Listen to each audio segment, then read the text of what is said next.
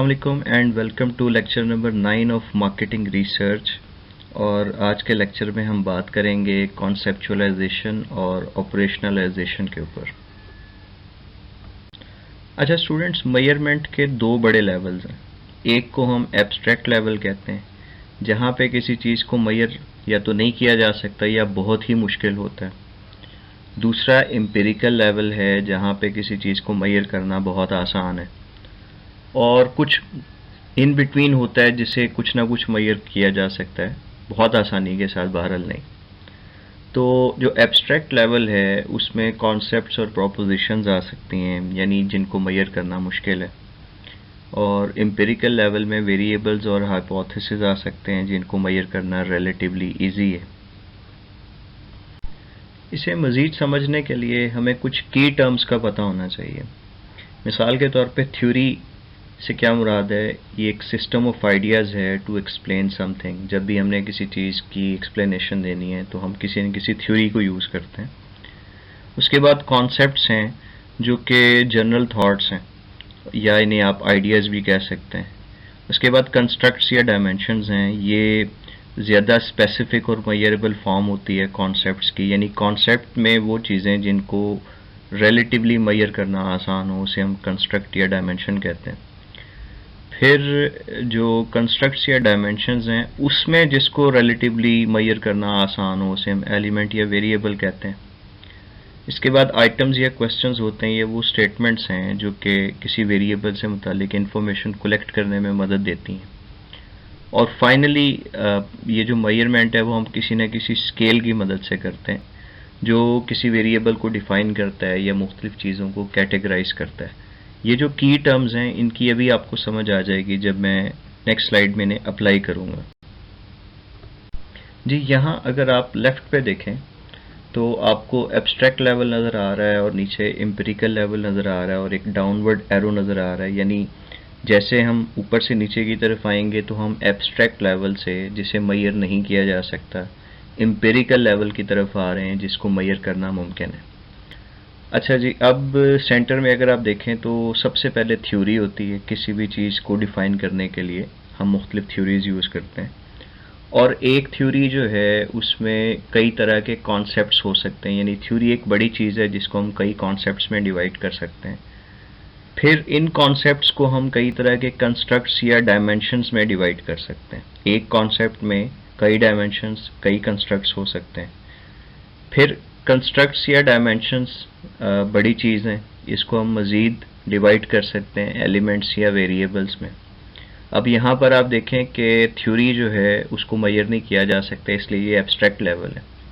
लेकिन जो कंस्ट्रक्ट्स या डायमेंशंस हैं इनको कुछ ना कुछ मेजर ज़रूर किया जा सकता है, और ये एब्स्ट्रैक्ट और एम्पिरिकल लेवल के दरमियान में आ रही हैं।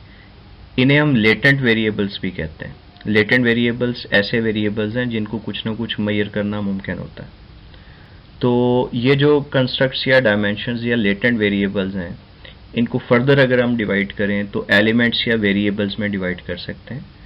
और ये जो एलिमेंट्स या वेरिएबल्स हैं इसको अगर आपने मेजर करना है तो आप मुख्तलिफ आइटम्स या क्वेश्चंस यूज़ करते हैं। ये दो टर्म्स इसलिए हैं कि टेक्निकली जो हमारा क्वेश्चनेयर है उसे हम इंस्ट्रूमेंट कहते हैं, और उसके अंदर जो क्वेश्चंस होते हैं उसे हम आइटम्स कहते हैं, और वेरिएबल्स को हम समटाइम्स एलिमेंट्स कहते हैं। इसलिए दोनों टर्म्स मैंने यहाँ पे लिख दी।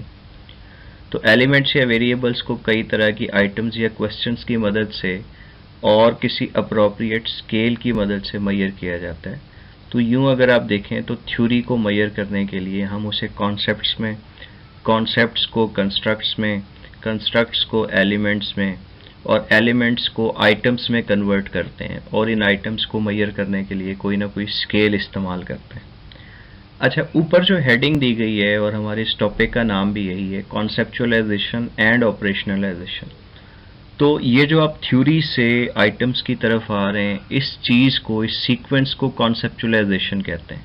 यानी जब आप थ्योरी को कॉन्सेप्ट्स में और कंस्ट्रक्ट्स में और उन्हें आप एलिमेंट्स में और उन्हें मुख्तलिफ आइटम्स या क्वेश्चंस में डिवाइड कर देते हैं तो इस बड़ी से छोटी चीज़ की तरफ आने का नाम कॉन्सेप्चुअलाइजेशन है। और ऑपरेशनलाइजेशन से मुराद होती है किसी चीज़ को यूज़ करना।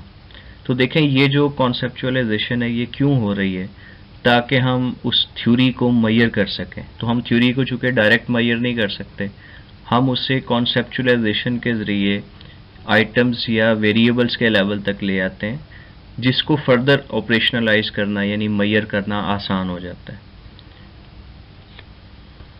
मैं एक मिसाल से इसकी वजाहत करता हूँ। सपोज़ पर्सनल ग्रोथ जो है ये एक थ्योरी है, और इस थ्योरी में कई तरह के कॉन्सेप्ट्स हैं, जिनमें से एक कॉन्सेप्ट लर्निंग है। यानी जैसे जैसे आपकी लर्निंग बढ़ती है तो आपकी पर्सनल ग्रोथ भी बढ़ती जाती है। अब ये जो लर्निंग है इट्स अ कॉन्सेप्ट, और इस कॉन्सेप्ट को हम 3 डायमेंशंस में डिवाइड कर सकते हैं। अंडरस्टैंडिंग है, रिटेंशन है और एप्लीकेशन है। यानी हम अगर ये कहना चाहें कि लर्निंग कैसे बढ़ेगी, तो हम कहते हैं कि अंडरस्टैंडिंग के बढ़ने से लर्निंग बढ़ेगी, रिटेंशन ज़्यादा होने से लर्निंग ज़्यादा होगी, और जितनी ज़्यादा एप्लीकेशन होगी नॉलेज की उतनी लर्निंग बढ़ेगी, और लर्निंग के बढ़ने से आपकी पर्सनल ग्रोथ भी बढ़ती जाएगी। अब अगला सवाल ये है कि अंडरस्टैंडिंग जो कि एक डायमेंशन है उसको कैसे मैयर किया जाए। तो उसको मैयर करने के लिए हमने इसके 2 एलिमेंट्स बना लिए। एक एलिमेंट है आंसर क्वेश्चंस करेक्टली, यानी जिस बंदे की लर्निंग को हमने मैयर करना है। अगर किसी पर्टिकुलर एरिया में उसका जो लर्निंग या नॉलेज है उसको हमने टेस्ट करना है, तो हम देखेंगे कि उसने कितने सही सवालों के जवाब दिए हैं। जैसे एक स्टूडेंट है, वो कोई सब्जेक्ट पढ़ता है तो उस सब्जेक्ट का वो एक पेपर भी देता है, और उस पेपर में देखा जाएगा कि उसके कितने मार्क्स हैं। जितने मार्क्स ज़्यादा हैं उतनी लर्निंग ज़्यादा है। लेकिन ये मार्क्स किस चीज़ पे डिपेंड कर रहे हैं कि उसने कितने सवालों के सही जवाब दिए। फिर गिव अप्रोप्रिएट एग्जांपल्स, कितनी सही एग्जांपल्स दी। जाहिर है कि जितनी सही एग्जांपल्स वो देगा उतनी ही उसकी अंडरस्टैंडिंग भी बढ़ेगी, उतनी ही उसकी लर्निंग भी बढ़ेगी, और उतनी ही पर्सनल ग्रोथ भी ज़्यादा होगी। दूसरी जो डायमेंशन है वो रिटेंशन है, यानी कितना ज़्यादा उसने याद रखा है। तो जो कुछ भी उसने पढ़ा था, क्या उसको वो ज़ुबानी याद भी है या नहीं। कुछ टाइम गुजर गया है, तो टाइम गुजरने के बाद किस हद तक वो उस मटेरियल को रिकॉल कर सकता है। जितना ज़्यादा वो रिकॉल कर सकेगा, याद रख सकेगा, उतनी रिटेंशन बढ़ेगी, और जितनी रिटेंशन बढ़ेगी उतनी ही लर्निंग भी ज़्यादा होगी। तीसरी चीज़ है एप्लीकेशन, कि जो कुछ भी उसने सीखा है, पहली बात ये कि क्या उसको अप्लाई करके वो मुख्तलिफ प्रॉब्लम्स को सॉल्व कर सकता है। जैसे आप देखें, आप मैथमेटिक्स का एक फार्मूला पढ़ते हैं, और उसके बाद उसकी एक्सरसाइज होती थी जिसमें कोई 15-20 क्वेश्चंस होते थे, और उन 15-20 क्वेश्चंस में वही वाला जो फार्मूला है वो अप्लाई हो रहा होता था। तो जितने ज़्यादा क्वेश्चंस आप सॉल्व कर सकेंगे उस फार्मूले की मदद से या उस नॉलेज की मदद से। आप इसकी बिजनेस में एग्जांपल लेना चाहें, बिजनेस स्टडीज़ में, तो देखें आपने एक थ्योरी या कॉन्सेप्ट पढ़ा, तो उसके बाद स्टूडेंट्स मुख्तलिफ केस स्टडीज़ जो है या सिनेरियोज़ जो है उनको सॉल्व करते हैं। तो उसको सॉल्व करने के दौरान वो मुख्तलिफ मॉडल्स या थ्योरीज अप्लाई करते हैं। तो जितने ज़्यादा वो केस स्टडीज सॉल्व कर सकेंगे उस थ्योरी की मदद से, उतनी ही एप्लीकेशन बढ़ेगी। जितनी एप्लीकेशन बढ़ेगी उतनी ही लर्निंग भी बढ़ेगी। दूसरी चीज़ ये है कि क्या वो उस कॉन्सेप्ट को जो उन्होंने पढ़ा था उसको वो दूसरे एरियाज़ के साथ रिलेट कर सकते हैं। मिसाल के तौर पे आपने कंज्यूमर बिहेवियर पढ़ा, तो क्या आप कंज्यूमर बिहेवियर को मार्केटिंग कम्युनिकेशन के साथ एसोसिएट कर सकते हैं। क्या आप इसे मार्केटिंग रिसर्च में अप्लाई कर सकते हैं। क्या आप कंज्यूमर बिहेवियर को एडवर्टीजमेंट के साथ रिलेट कर सकते हैं। क्या इसे ब्रांडिंग के साथ रिलेट किया जा सकता है। तो जितने ज़्यादा और जितने अच्छे तरीके से आप रिलेट कर सकेंगे उतनी ही एप्लीकेशन बढ़ेगी। तो यूँ आपने देखा कि जितने भी एलिमेंट्स हैं इनके बढ़ने से जो डायमेंशंस हैं वो बेहतर होती हैं। डायमेंशन से मुराद अंडरस्टैंडिंग, रिटेंशन और एप्लीकेशन। जब ये तीनों डायमेंशंस बढ़ेंगी तो लर्निंग ज़्यादा होगी, और लर्निंग के ज़्यादा होने से जो पर्सनल ग्रोथ है वो भी बढ़ेगी। तो उम्मीद है आपको एग्जांपल समझ आ गई होगी कि किस तरीके से अगर हमने थ्योरी यानी पर्सनल ग्रोथ को मैयर करना है, तो हम इसे डायरेक्ट तो मैयर नहीं कर सकते, लेकिन हम इसे कॉन्सेप्चुलाइजेशन और ऑपरेशनलाइजेशन के ज़रिए कुछ ना कुछ मैयर ज़रूर कर सकते हैं। तो स्टूडेंट्स, आज के लेक्चर में हमने यही 2 बेसिक कॉन्सेप्ट्स पढ़े कि कॉन्सेप्चुलाइजेशन क्या चीज़ है, ऑपरेशनलाइजेशन क्या चीज़ है, ये क्यों करते हैं और कैसे करते हैं। Thank you very much.